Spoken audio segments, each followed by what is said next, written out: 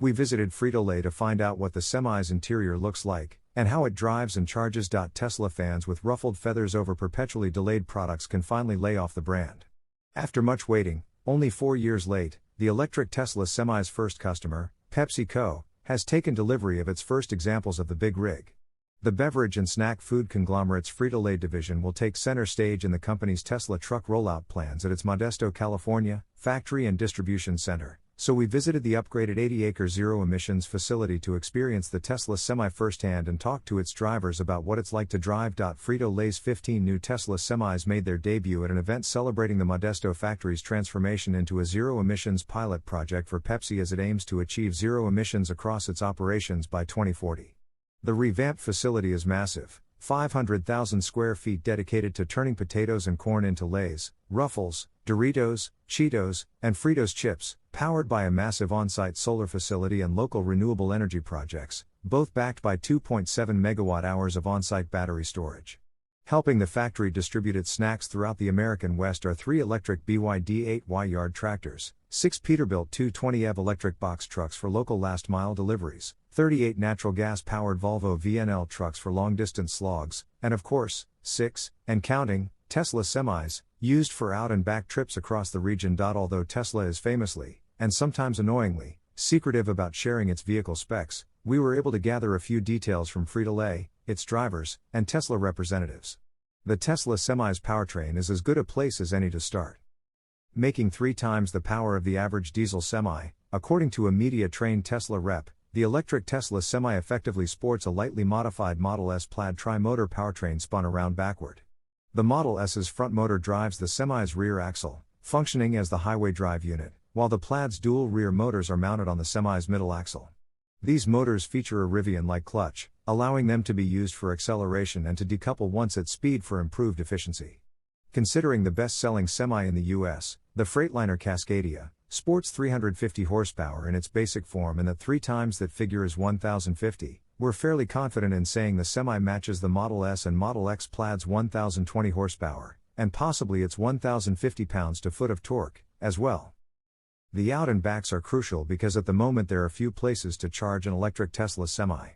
Frito-Lay installed 4 superchargers on-site in dedicated Tesla Semi parking stalls, all of which feature a unique squarish plug-in compatible with any other Tesla we're aware of. The chargers are capable of outputting 750 kilowatts, far exceeding the 250 kilowatt peak rates of Tesla's passenger vehicles and existing supercharger network.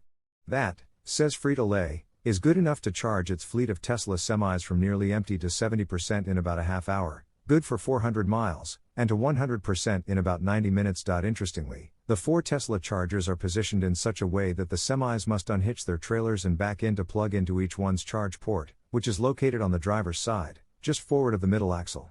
Tap the port, and it automatically motors open or closed, while the braided charger cable is about as thick as a soda can and is easier to manage than the DC fast charger cables you find at a typical Electrify America station. Neither Tesla nor PepsiCo disclosed the Semi's price, but Frito-Lay employees told us Tesla is responsible for all maintenance and service for the first year. We weren't able to drive the Semi, though one of Frito-Lay's drivers said it drove like a car and called it incredibly comfortable, but we were able to spend a good amount of time poking around inside. Pull the electric door handle release on either side of the truck, and the rear opening doors reveal a bus-like set of steps. Climb up and into the Semi's cabin and you find, as our photographer put it, more air and empty space than a Lay's bag. The roughly 3 by 7 foot space features a rubberized subway-like floor, Tesla headliner cloth on the walls, a jump seat on the right side, and plenty of headroom to enable a 6-footer to walk around and stretch. Walk around to the captain's chair, plop down into the suspended center seat, and you have a commanding view of the road with great visibility. The massive side view mirrors are backed up by camera displays on the left and right infotainment screens. Most functions in the Semi are controlled by those displays. Aside from the camera views, the left display solely shows truck status information such as tire pressure, while the right display functions as the main infotainment interface.